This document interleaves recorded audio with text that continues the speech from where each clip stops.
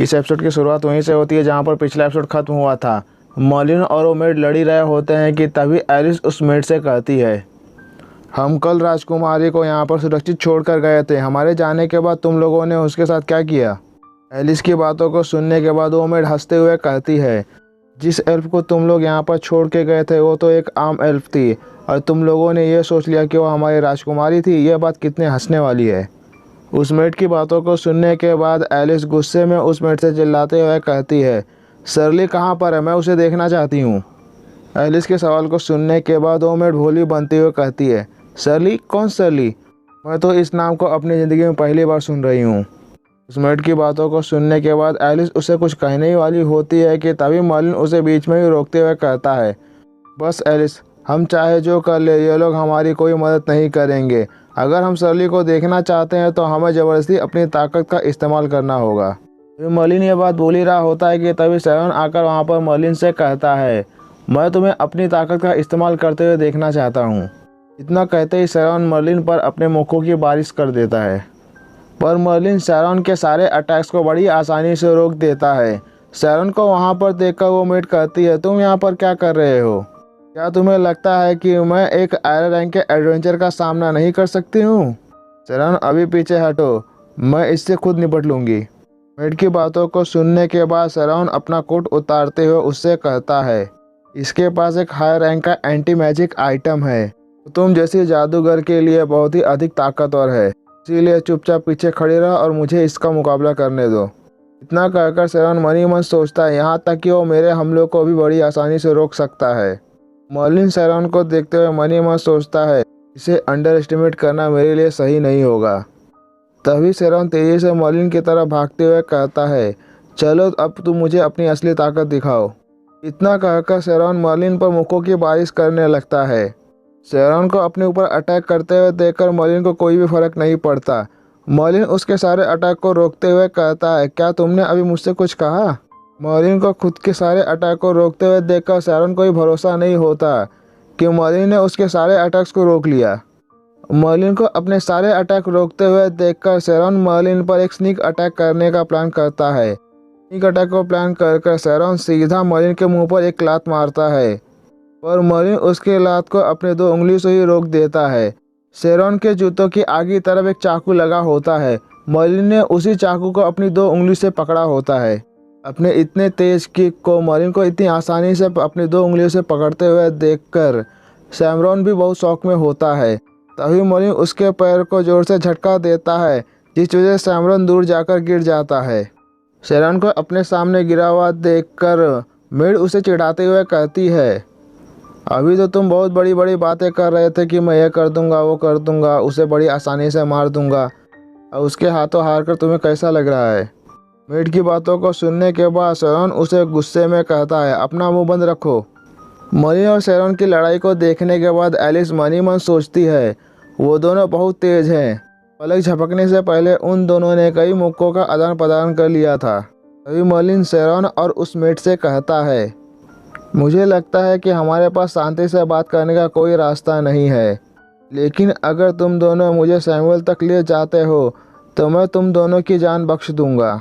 Merlin की बात खत्म होते ही एलिस कहती है, मुझे भी सरली के पास ले जाना ना भूले। मर्लिन की बातों को सुनने के बाद सैरन गुस्से में मर्लिन से कहता है, तुम्हारी हमारी बेइज्जती करने की हिम्मत कैसी हुई? इतना कहकर सैरन अपनी फाइटिंग स्टाइल को चेंज कर देता है। जैसे सैरन अपनी फाइटिंग स्टाइल को चेंज करता है वैसे ही उसके अंदर से पर्पल कलर की भयानक ऑरा निकलने लगता है। वो ऑरा धीरे धीरे एक टाइगर का रूप ले लेता है। जैसे ही वो भयानक पर्पल ऑरा सैरन के शरीर के अंदर से निकलती है वैसे ही सैरन डार्क एल्फ में बदल जाता है। उसके साथ वो मेड भी डार्क एल्फ में बदल जाती है। उन दोनों को डार्क एल्फ के रूप में देखकर सरली चिल्लाते हुए कहती है, ये दोनों भी डार्क एल्फ हैं? इसके बाद सैरन और वो मेड मर्लिन और एलिस पर अटैक करने लगते हैं। उन दोनों को अपने ऊपर अटैक करते हुए देखकर मर्लिन सैरन की एक्टिंग करते हुए कहता है, चलो चलो जल्दी मुझे अपनी ताकत दिखाओ। मर्लिन को सैरन का मजाक उड़ाते हुए देखकर एलिस उससे चिल्लाते हुए कहती है, नौटंकी करना बंद करो। वहीं दूसरी तरफ सैमुअल एम्बेसी के दूसरे कमरे में लेडी मैकफील्ड के साथ मीटिंग कर रही होती है। लेडी मैकफील्ड सैमुअल से कहती हैं, मास्टर सैमुअल, हमारी मैजेस्टिक क्वीन ने राजकुमारी के ठिकाने की जानकारी निकालने के लिए अब तक कई एजेंटों को भेजा है। और दुर्भाग्य की बात यह है कि वो सभी एजेंट्स राजकुमारी के बारे में कोई भी जानकारी नहीं ला पाए हैं। इतना कहकर लेडी मैकफील्ड मन ही मन सोचती है, अगर इंजन का मास्टर सॉर्ट्समैन इस समय नहीं दिखा होता तो वह हमारी राजकुमारी को ढूंढने की योजना को विफल भी नहीं कर पाता। लेडी मैकफील्ड की बातों को सुनने के बाद सैमुअल मगरमच्छ के आंसू रोते हुए कहती है, ब्रिटेन एक बहुत बड़ा देश है और इतने बड़े देश में एक आदमी को ढूंढना ऐसा होगा कि जैसे कि भूसे के ढेर में सुई को ढूंढना। फिर भी मैं आपके इतने प्रयासों के बारे में अपने राजा को जरूर सूचित करूंगी। मुझे उम्मीद है कि राजकुमारी को कुछ भी नहीं होगा और आप उसे जल्द से जल्द ढूंढ लेंगी। इतना कहकर सैमुअल चुपके से मुस्कुराते हुए मन ही मन सोचती है, बेवकूफ़ कहीं की, इसे तो ये भी नहीं पता कि राजकुमारी सरली अब मेरे कब्जे में है। सैमुअल की चिकनी चुपड़ी बातों को सुनने के बाद लेडी मैकफील्ड सैमुअल से कहती हैं, मेरी बातों को समझने के लिए आपका बहुत बहुत धन्यवाद। लेडी मैकफील्ड इतना कहकर वहाँ से जा ही रही होती हैं कि तभी दो लोग जोर से दरवाज़ा तोड़ते हुए अंदर आकर गिरते हैं। वो दोनों कोई और नहीं, सैमुअल के ही मेड और बटलर होते हैं।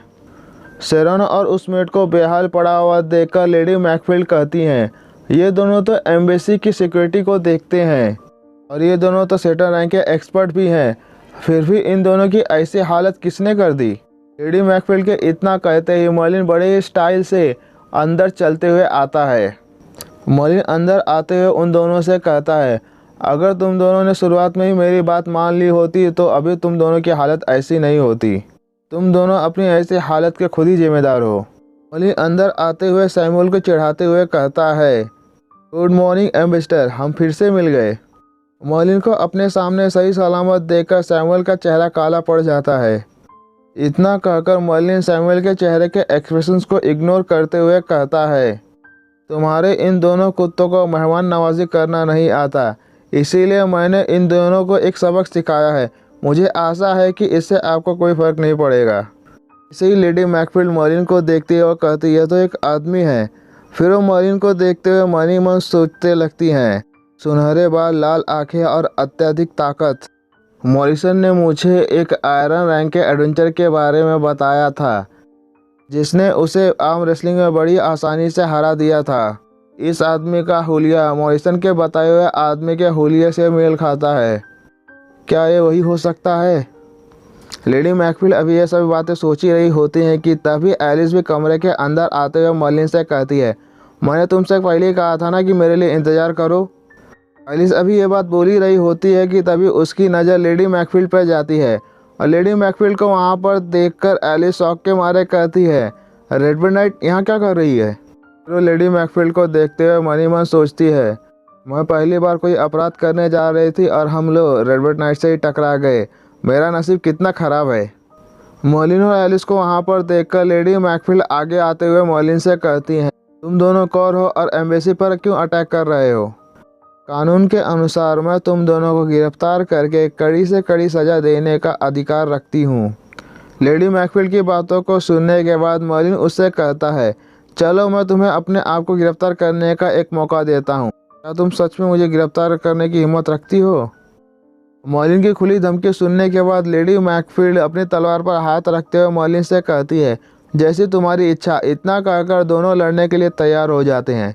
इसके बाद ये एपिसोड यहीं पे ख़त्म हो जाता है। अगर आप लोगों को हमारा वीडियो पसंद आया हो तो हमारे वीडियो को लाइक कीजिए और हमारे चैनल को सब्सक्राइब कीजिए। Thank you for watching.